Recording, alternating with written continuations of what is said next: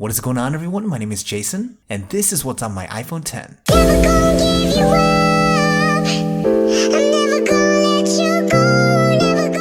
Alright, hate it or love it, the iPhone 10 is without a doubt one of the most talked about smartphones to have ever hit the market. Now, I've said this a million times, it's not a perfect phone, and there's a lot of areas for improvement, but nonetheless, I still thoroughly enjoy mine. That being said, thought I'd put together a much requested video that you guys have been asking for, and that's going over what's on my personal iPhone 10. Now, before we get into the review, if you're into checking out the latest consumer tech products before you buy them, or if you're just a tech head like me, I make a video like this every single week, so make sure that you hit that subscribe button and turn on that bell icon so you can be the first to know when a new JSL review is out and you don't miss anything. That being said, let's get into the apps. Okay, first up is an app called ProCam. I think it's fair to say that arguably one of the most important factors that goes into deciding what smartphone you're ultimately going to pick up is the camera. Now, the iPhone 10 has a fantastic set of cameras, and sure, they work well with the standard camera app that's included in Apple software, but if the camera means that much to you, it makes sense to get a dedicated camera app to really maximize its capabilities. ProCam essentially allows you to have DSLR-like controls on your smartphone camera, and my favorite part of the app is that it's really easy to use. You can shoot in RAW format, which allows you to have much more data on the image for better editing. You can control the shutter speed and the ISO by simply sliding your finger here. You can also control the white balance with the slide of a finger, a really convenient feature as I've always felt the iPhone cameras were a bit too warm. You can manually focus and turn on zebra stripes to ensure you're focused in the right area of the image. And really, there's a ton of other things that you can set for your camera using this app. And if you're super into mobile photography, this app can really take your photos and videos a lot further than you think in terms of quality.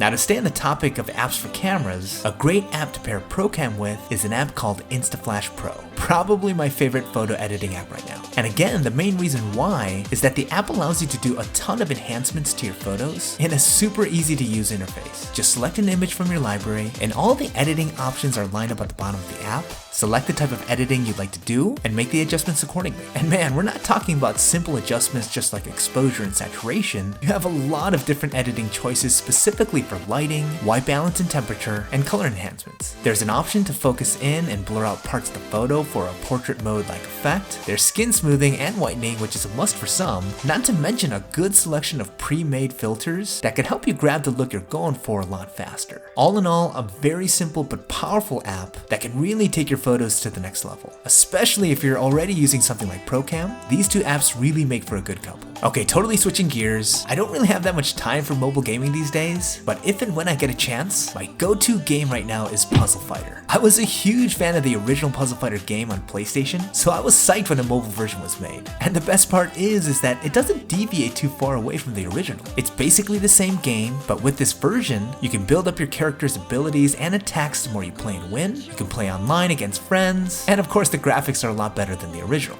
It's optimized for the iPhone 10, which is great, and I love games where I can just get in a few rounds here and there, especially when I'm waiting in line or I have a few minutes to kill. I know it's probably not the most popular game out there today, but if you like the old Puzzle Fighter at all, dude, trust me, pick up this app and you won't regret it. Okay, last up, and it's gonna be a weird one. So you know those tasty videos that pop up in virtually every single social media feed and make you damn hungry every time you see one? Well, some genius made an app for it. And dude, before you blow me off on this one, it's actually a really well-made app. The interface is well designed, everything is in nice little categories, and it's super detailed. Just click on the thing that you want to learn how to make, and the video will start playing right away. All the ingredients and measurements are right below it, and probably my favorite part is that it has a step-by-step option, which combines video and instructions in individual steps to really help you if you're making this live. It's super convenient. The app lets you search by category or by typing in what you're specifically looking for, which makes finding videos a lot easier, and plus it gives you a ton of other options that may be of more interest. I never thought I'd be showcasing the Tasty app on one of my videos, but dude, this app is lit. Trust me and go check it out. Okay, that's about it for this quick peek into what's on my iPhone 10 these days. Don't forget to leave me a thumbs up if you guys enjoyed it. It really helps me out. Let me know in the comments which apps were your favorite. If there's an app that I need to be checking out, hit me up down below. And in case you guys missed my last video, going over whether or not the Amazon Spot is worth it, definitely check it out, especially if you're thinking about scooping one up during Amazon Prime Day. I'll leave a link to it in the description, and I'll throw it on one of the end cards in case you guys are interested. Thanks for watching,